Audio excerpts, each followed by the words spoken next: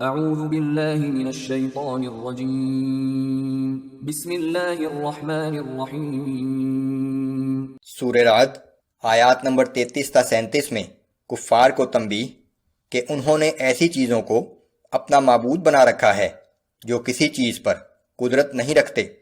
ان لوگوں کے لیے دنیا میں بھی عذاب ہے اور آخرت میں بھی انہیں اللہ سے بچانے والا کوئی نہ ہوگا۔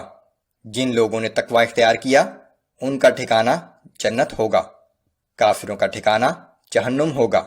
اہل کتاب کا ایک گروہ جو حق پر قائم تھا اس نے قرآن کا خوش دلی سے خیر مقدم کیا، جبکہ دوسرا گروہ اس کا دشمن بن گیا۔ اور اس دوسرے گروہ کو تنبیہ کہ اگر صحیح علم آ جانے کے بعد بھی تم اس کی پیروی نہ کرو گے تو تمہیں اللہ کے عذاب سے بچانے والا کوئی نہ ہوگا۔ اعوذ باللہ من الشیطان الرجیم افمن هو قائم على كل نفس بما كسبت وجعلوا للہ شرکاء۔ بھلا وہ ہستی جو ہر نفس کے ایک ایک عمل سے باخبر ہو وہ ان شرکا کے برابر ہو سکتی ہے جنہیں اپنی بھی خبر نہیں، لیکن پھر بھی ان کافروں نے اللہ کے ساتھ شریک مقرر کر رکھے ہیں۔ قل سموہم، اے پیغمبر صلی اللہ علیہ وآلہ وسلم آپ ان سے فرمائیے کہ ذرا ان شریکوں کی صفات تو بتاؤ۔ اللہ تو ہر چیز پر قادر ہے، تمہارے بنائے ہوئے شریک کیا کر سکتے ہیں؟ ام تنبئونہ بما لا يعلم فی الارض ام بظاہر من القول۔ کیا تم اللہ کو ایسی چیزوں کی خبر دے رہے ہو کہ جن کے زمین میں وجود سے وہ بے خبر ہے، یا تم لوگ یوں ہی جو منہ میں آتا ہے کہہ ڈالتے ہو؟ بل زین للذین کفروا مکرهم وصدوا عن السبیل۔ بلکہ حقیقت یہ ہے کہ ان کافروں کا مکر و فریب ان کی نظر میں خوشنما بنا دیا گیا ہے اور وہ راہ راست سے روک دیے گئے ہیں۔ ومن یضلل اللہ فما له من ہاد۔ پھر جسے اللہ ہی گمراہی میں بھٹکتا چھوڑ دے اسے کوئی راہ دکھانے والا نہیں ہے۔ لهم عذاب في الحياة الدنيا ولعذاب الآخرة أشق وما لهم من الله من واق۔ ان لوگوں کے لیے دنیا کی زندگی میں بھی عذاب ہے اور آخرت کا عذاب تو یقیناً اس سے بہت سخت ہوگا، اور اللہ کے عذاب سے انہیں کوئی بچانے والا بھی نہ ہوگا۔ مثل الجنة التي وعد المتقون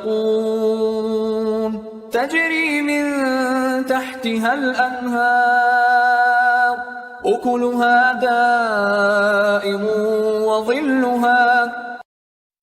اور جس جنت کا متقیوں سے وعدہ کیا گیا ہے اس کے اوصاف یہ ہیں کہ اس کے نیچے نہریں بہتی ہوں گی، اس کے پھل بھی دائمی ہوں گے اور اس کا سایہ بھی دائمی ہوگا۔ تلك عقبى الذين اتقوا وعقبى الكافرين النار۔ یہ ان لوگوں کا انجام ہے جو متقی ہیں، اور جو کافر ہیں ان کا انجام جہنم کی آگ ہے۔ والذين آتيناهم الكتاب يفرحون بما أنزل إليك ومن الأحزاب من ينكر بعضه۔ اے نبی صلی اللہ علیہ وآلہ وسلم جن لوگوں کو ہم نے آپ سے پہلے کتاب دی تھی وہ اس قرآن سے جو ہم نے آپ پر نازل کیا ہے خوش ہوتے ہیں، لیکن ان میں ایسے لوگوں کی بھی ایک جماعت ہے جو اس کی بعض باتوں کا انکار کرتے ہیں۔ قل انما امرت ان اعبد اللہ ولا اشرک به۔ آپ فرما دیجئے کہ مجھے تو یہی حکم دیا گیا ہے کہ میں صرف اللہ کی عبادت کروں اور اس کے ساتھ کسی کو شریک نہ ٹھہراؤں۔ الیہ ادعو والیہ مآب۔ سو میں اسی کی طرف بلاتا ہوں اور اسی کی طرف مجھے لوٹ کر جانا ہے۔ وَكَذَلِكَ أَنزَلْنَاهُ حُكْمًا عَرَبِيًّا اور اسی طرح ہم نے اس قرآن کو عربی زبان میں ایک فرمان بنا کر نازل کیا ہے۔